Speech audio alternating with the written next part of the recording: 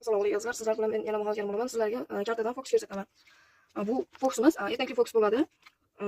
Bu fokusda mana hozir fokusimizni boshladik. Bitta nima deydi? Saltanat bo'lgan ekan-da. Saltanatni podshoh bo'lgan ekan. Podshohni to'rtta qiz bo'lgan ekan. Ana to'rtta qiz bo'lgan ekan. U qizlariga sochi ketdi.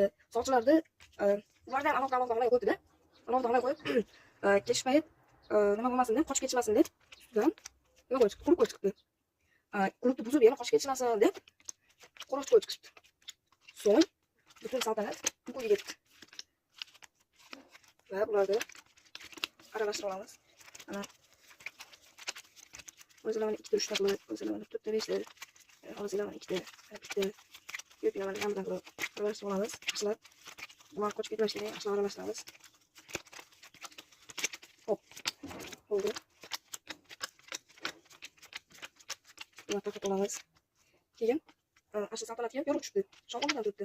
Bundan turib ketdi. Birinchi eshikni ochib ko'ribdi. Birinchi eshikni ochib ko'rsa, ikkita qizi bilan ikkita kuyov yotgan ekan. Ikkinchi eshikni ochib ko'radi.